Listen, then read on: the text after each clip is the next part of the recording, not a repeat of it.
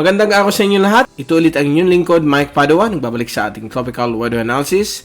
At ito ay para sa inyong araw po ng Lunes hanggang Miyerkules, Agosto 24 hanggang 26, 2020. At itong Tagalog version ay pinaglilingkod sa inyo ng typhoon2000.com, ang unang website sa Pilipinas sa ukol sa mga bagyo.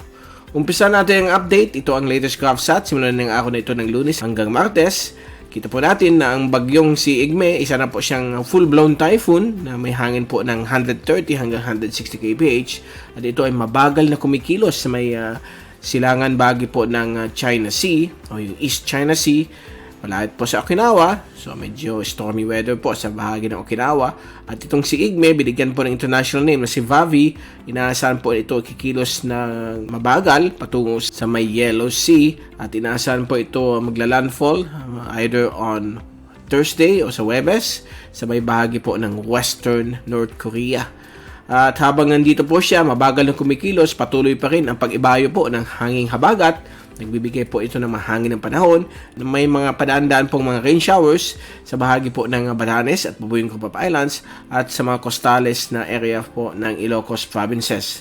Samantala, ang ibang bahagi po ng ating bansa ay magiging katamtaman po ang lagay ng panahon. Maganda po, deep blue skies, mainit po ang haring araw. Pag minsan po sa hapon ay may mga inasahan pong mga isolated rain showers and thunderstorms sa maliit na bahagi po ng ating bansa. Samantala, sa labas ng ating bansa, wala po tayong nakikitang imminent o nagtitreten po na sama ng panahon sa ating bansa. Meron lang tayo ditong surface trough na binabantayan na posibleng maging shallow low pressure area o mahinang low pressure. So, babantayin po natin yan. So, all clear po ang ating bansa susunod ng mga ilang araw at maganda po ang panahon na yon na linggo. At continue natin yung fast animation. Ayan po, kitang-kita po natin yung pag-swirl nitong sirkulasyon ng typhoon na si Vavi habang ito ay tumatahak po sa may silangan bagay po ng karagatan ng China. At ito po, inaasahan pong papasok po dito sa may bahagi po ng Yellow Sea sa araw ng bukas hanggang Miyerkules. Pagdating ng Huwebes, magla-landfall po siya sa may kanluran bahagi po ng North Korea. At nakita po natin dito ang epekto po ng habagat sa may Batanes at Bubuyong Cubao Islands. At kung titingnan natin yung zoom in satellite animation mula sa windy.com, ito po galing po sa UMETSAT, kitang-kita po natin ang magandang panahon sa buong bahagi po ng ating bansa. Subalit po, pagdating po ng hapon, may inaasahan po dito mga isolated thunderstorms sa iba't ibang bahagi po ng Kabisayaan at Mindanao. So far, dito lamang po ang nakikita ng thunderstorms at dito po sa may bahagi po ng Central Luzon, maliit na area po dyan sa may probably sa may Tarlac at Zambales, maliit na area ng Zambales, may mga localized thunderstorms po. At yan po yung habagat na ini-enhance po nitong o pinapaibayo ng bagyong si Vavi at affected po ang Batanes at Bubuyong Cubao Islands pati na yung coastales na areas po ng Ilocos provinces. And kung titingnan natin yung ating windy.com wind at rain forecast mula sa ECMWF, bukas po ng hapon, inaasahan pa rin mga localized thunderstorms dito sa bahagi po ng Luzon, lalo sa may northern at maliit na area ng Central Luzon, at yung epekto po ng habagat dito sa may Batanes at Bubuyong Cubao Islands.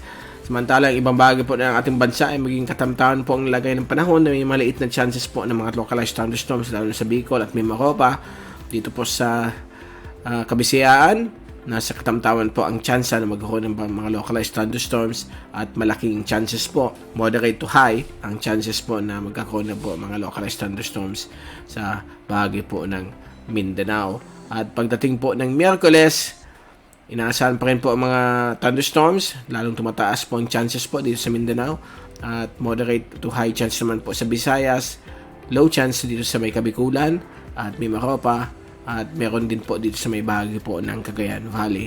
At may epekto pa rin po ang habagat dito sa may bahagi po ng Batanes at Bubuyong Cubao Islands dahil po sa pagtahak po ni Vavi sa may Yellow Sea o sa may East China Sea to Yellow Sea. So, nandyan pa rin po ang pagpool ng hanging habagat. At ito na po yung low pressure area na posibleng mag-form si Miyerkules o bukas dito po sa may labas ng ating bansa.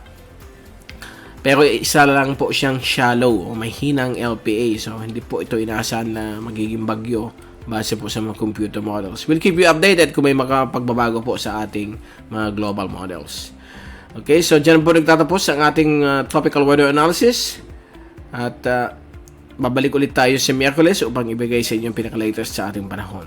Mula sa Typhoon2000.com, ito si Mike Paduan papaalam. Mag-ingat po tayong lahat. May hashtag WeatherWiser, may hashtag TyphoonWiser at maraming salamat po sa pagpanood ninyo sa aming YouTube channel.